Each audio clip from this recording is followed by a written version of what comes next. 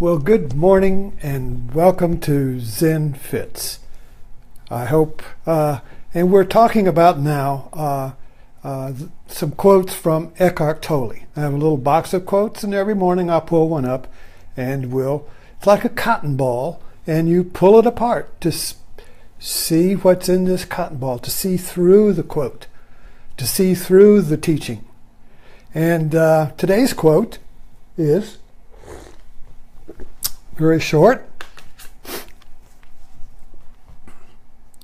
Whatever you learn through psychoanalysis and self-observation is about you. It is not you. It is content, not essence. Going beyond ego is stepping out of content. Okay, you get the idea here. All of the self-study, analysis, observation, journal taking, everything that you do is self-observation, and it's about you.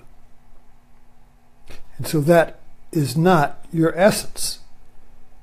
So, going beyond ego, going beyond content, is going beyond what you experience or know about you, is stepping out of content. So let's pull this apart a little bit. Here we got a cup. And there's content here. This is coffee. So it could be soup, like alphabet soup. And the alphabet soup is our language, and it spells out experience. It's thinking. So the content is thinking about experience. What you know, experiencing. I know, for instance, I say this is coffee. What is not said there is that I know it's coffee. We don't have to say that. So basically, whenever we say anything about the content of experience, this is an experience. I'm experiencing coffee. And I say, this is coffee. I don't have to say, I know this is coffee. It's implicit. It's understood. And the same way with you. You say, I'm listening to this this live talk. You don't say, you don't have to say, I know I'm listening. That's understood. So the knowing is left off. It's understood. And to get back to our cup metaphor, if experience is the soup, what is the cup? Well, the cup is knowing. But if you say, well, I know I'm knowing, what you know is the idea that you're knowing. So the knower is always present, but never known. So the knower is transcendent to experience. The knower is always unknown. Have you ever thought about it that way? This is why consciousness or knowing is not a subject of science, because science is only about the content. Science has to be about what you can know. Science assumes that you can know everything, that everything can be known. That's kind of like the ground of it. Everything can be, given enough time, everything can be known. But now when we get down to who am I can't be known. Isn't that interesting? So why bother? So we're looking for the transcendental. Well, I'm the transcendental. You're the transcendental. The knower cannot be known. The knower is the cup. And the knower as the cup can only know the content of the cup, which we call experience or being. So we have the sorry, my thing here. So we have knowing, and we have being. And being is, you could say, anything anything that is experienced is being. It's something. Being is something. So we could just say being is it. Being is something experienced. It's form. But the knower of being is just like a ghost there. It cannot be known. It cannot be counted. It cannot be seen. It cannot be understood. It cannot be the content of the knower, cannot be content of knowing. So this is really, when we get into Eckhart Tolle, and I've been reading Tolle for these quotes and writing on them for a decade, and what I've discovered is that the relationship or interaction with a spiritual teacher like Tolle, or say Krishnamurti. I think Tolle is, for me, Tolle is a reincarnation of Krishnamurti. And they're all kind of like reincarnations of the Buddha. Because what the way to relate to and to interact with and be with these teachings, whatever the teaching, whatever the cup is that you're not really there to get the content of the talk, the information. And Tolle will tell you this. If you're here for information, to learn something that you can take away and talk about, he says, forget about it. You're going to be disappointed. So sitting with the teacher, sitting with the teaching, is not so much to get it, you see, but to get a shift from it to the I. The speaker, or a spiritual teaching, spiritual wisdom, whether it's the words of Jesus or the Buddha or whatever, something that we call transcendental, something that we call transcendental teaching, is all about a shift. It's not about learning something, learning more soup, or switching the soup from one teaching to another, or adding to the soup, or taking away from the soup, or comparing the soup, you see. It's not really about that. It's about a shift from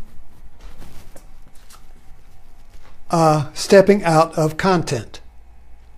It's about going beyond content. It's about going beyond the content of the talk and suddenly and shifting and stepping out of into the knower. So the transcendental teachings, whatever system or tradition they're in, they're all pretty much the same, are coming from the knower. But you see, we can't communicate anything except as soup. Since we can't know the cup, because we're the cup and I'm the cup, we can't make the cup something. The teachings are basically about gradually or suddenly stepping out of being or the content and becoming and seeing the content from the viewpoint of the knower. And the knower is you. So you get what I'm pointing at here? This is very difficult to grasp because we think in terms of it. We think in terms of something being something, and it can't be something else at the same time. Otherwise, we're in a dream, you see. So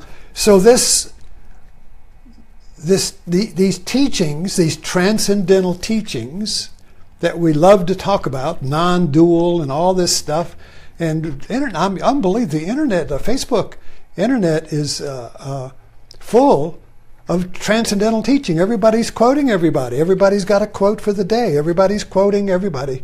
Everybody's quoting the teaching. What's going on? And then when you talk about the teaching, you quote the teacher, you quote the teaching. You know, it's kind of like a new version of Bible talk, where if you talk to Bible people, they just quote Scripture. And then everybody's in dueling Scripture matches. Well, I know more Scripture than you know, or my Scripture is more important or better. My Scripture suits the truth better than your Scripture, or do you know this Scripture? So it's kind of like Scripture wars.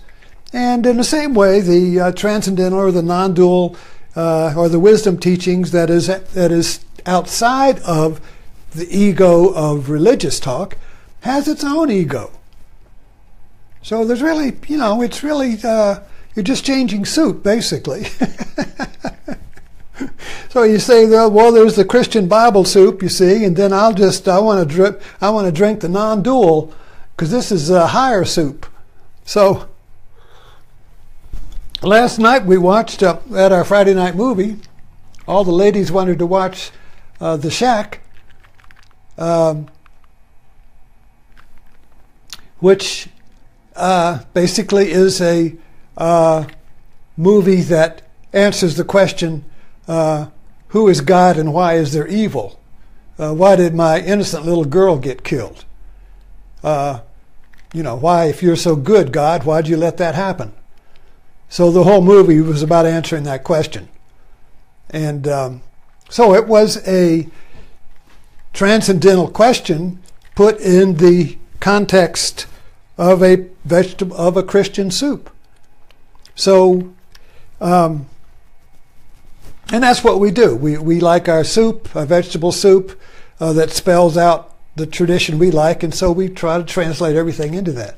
But this spiritual teaching that I've discovered in Tolle and in Krishnamurti and in Zen and in the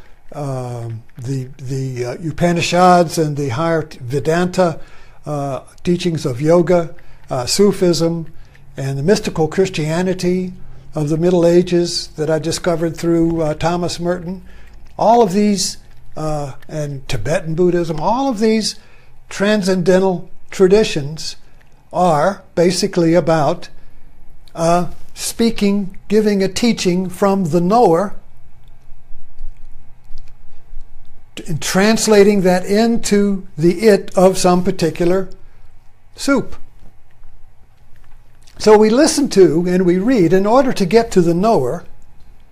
And by the way, the knower, again, if you say the knower is it, like this teacher is the knower, then that teacher, you just made it into an it, and you just put it back in the soup.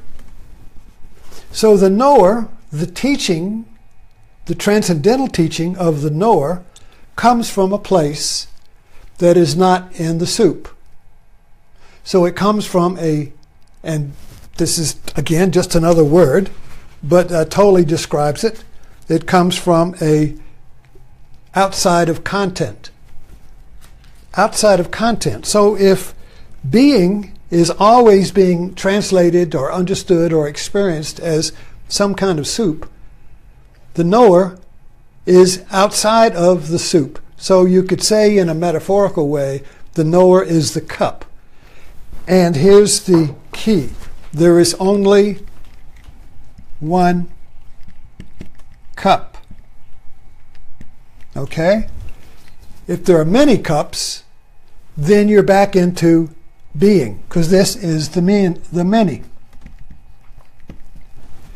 There are infinite its. See, everything's an it. The cup, the vegetable soup, the alphabet soup spells out infinite its, infinite forms, infinite labels, infinite definitions. Everything that we experience gets spelled out in the alphabet soup of the cup. But the cup can never be spelled out. Because no matter how you shake the soup, no matter how you pour the soup, no matter how you analyze the soup, inspect the soup, observe the soup, catalog the soup, write books about the soup, spend lifetime studying the soup, you never know the cup. Because it's always the cup that's studying the soup. You never turn around, just like the mirror. You got a mirror, and you got the reflection. Okay? They're different. The reflection is the its, all the its. The mirror is not the reflection. They're different, but you can't separate them. So the mirror is the one cup, and the reflection is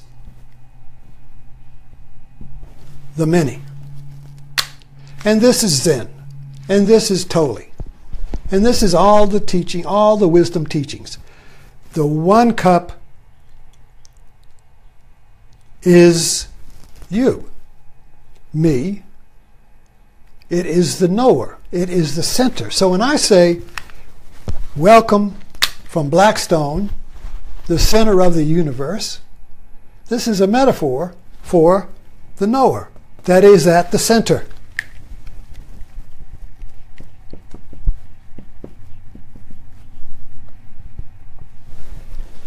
You get the idea? The knower is at the center of the universe, but if you notice how the mind, just as we're talking about this, the mind, your mind, struggles to put the knower, this dot, this center, into here as an it. You can sense this. You can sense it. I just can't grasp it. I can't understand this. How can there be one cup? How can there be only one knower? The one that has no second. How can this one not be something? It's got to be something. I can't think about it if it's not something. It has to be something. It has to be an it. Because even the word knower is an it. Even the idea of the one that has no second is an it. And then you can say, well, I have a different it than you got. My it's better than your it. And right away we're back into the many and the fragmentation. You see. So this is the fragmentation. Okay? The fragmentation of the many. And it just keeps on. Last night I talked about papancha, which means the proliferation of mental activity, which is thought, thinking. So we live in a fragmented world of multiplying its and experience and alphabet soup, you see. And yet, there is the knower that cannot be divided. The knower cannot be divided into the many. So the knower is that. And if you'll notice, ironically, that when you look at the descriptions of God, and particularly even in the old biblical, Genesis and all that, when Yahweh says, have no other God before me, what he's saying is, have no other it before me. I am the one. I am that. I am that I am. I am that I am. That's the knower. I am that before anything is known. That's before the Big Bang? The Big Bang is experience. Something, you see, Big Bang, there's something. What's before the Big Bang? The knower. That which is prior to the content of the cup. And in the Upanishads, thou art that. You see, thou art that knower. So there is only one knower. So when we listen to Tolle and these spiritual teachings, a shift can happen where suddenly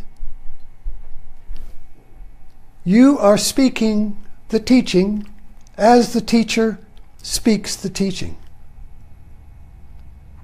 This is what, I don't mean to really throw this off, but when Trump says, let my voice be your voice, and he said that, basically he's saying, let me be your knower.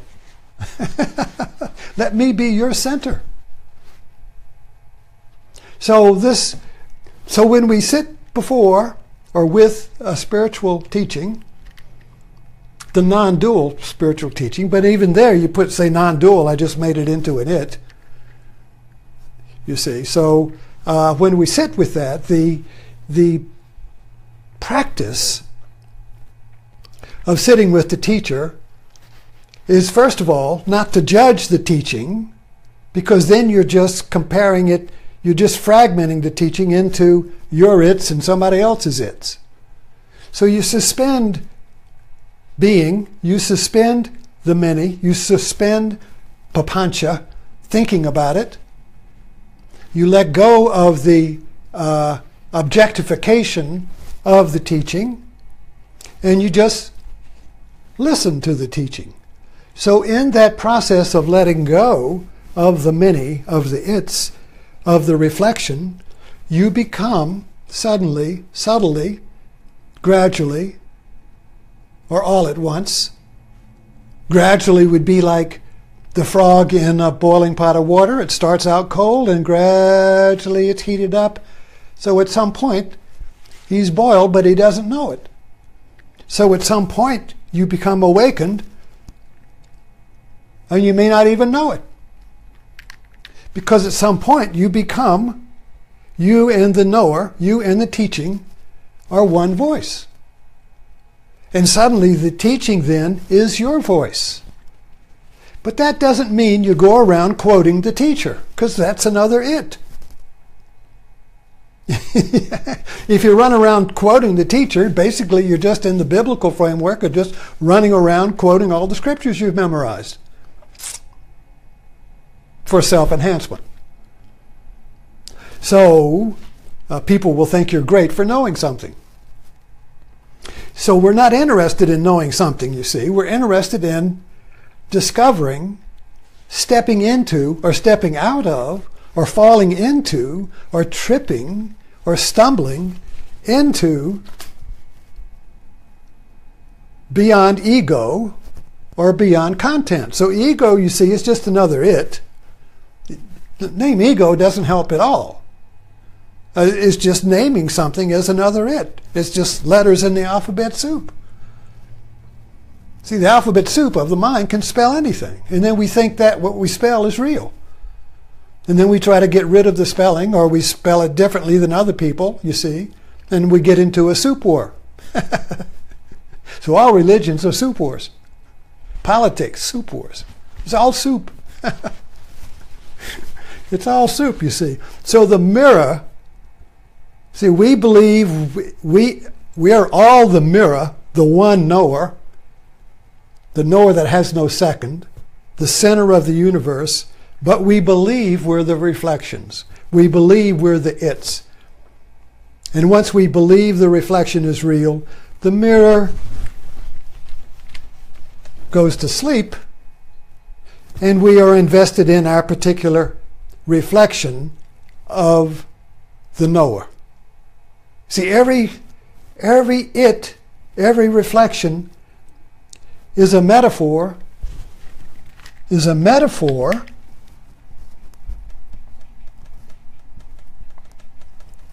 See, now get this. This is important. A reflection is either going to be interpreted as something real,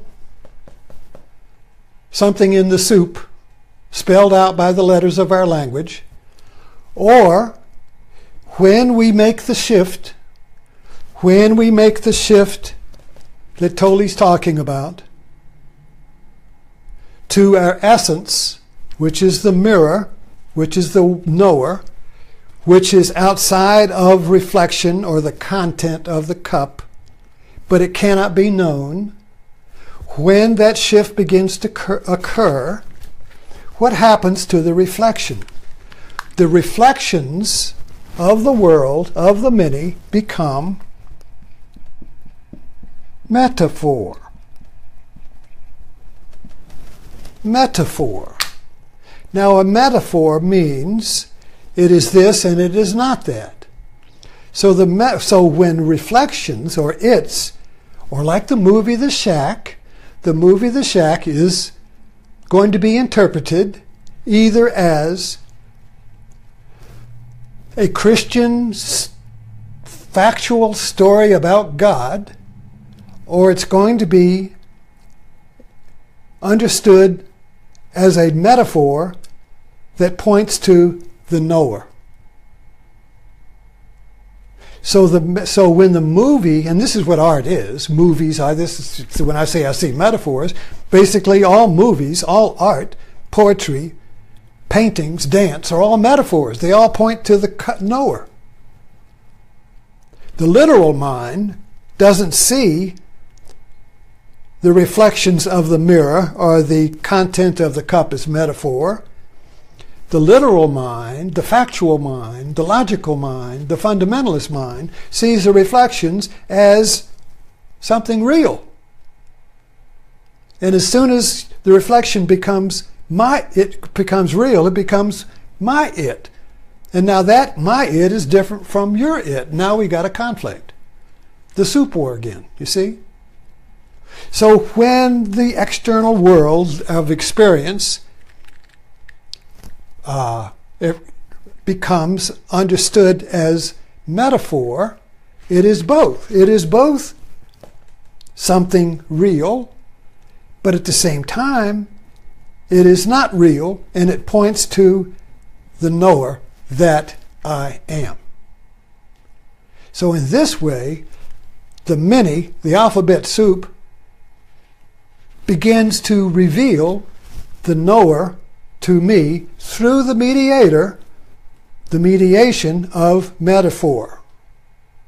Because I can't know myself as something, as an it. So this is why one could say truth is revelation. Truth would be the revelation of the knower. And as soon as we divide the knower and say, well, we say the knower is transcendent of experience because the knower is always implicit or behind experience, but cannot be known, you see. The knower then, as the one without a second, has the exact same definition as God.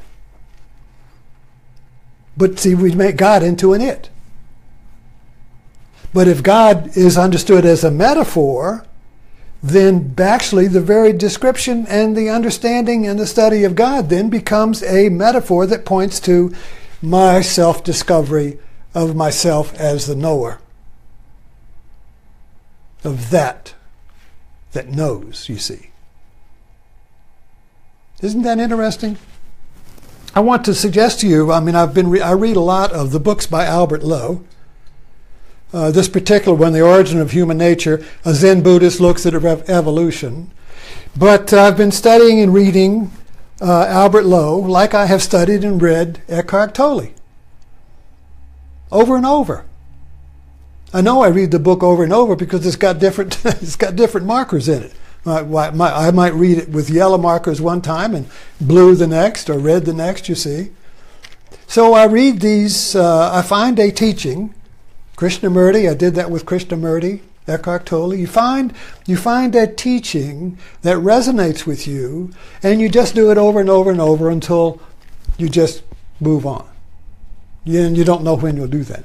But you do it over and over because there is a knower in you, recognizes the knower in the teaching, and those two knowers are one knower. That's what resonation is, resonating. Resonating with the truth is because truth is one. Paths are many, said Swami Satchidananda. Truth is one, knower, paths are many, soup is many. Cup is one, soup is many. One cup, many soups. Okay, thank you so much for dropping in. And we will continue our exploration of the teachings of Eckhart Tolle tomorrow.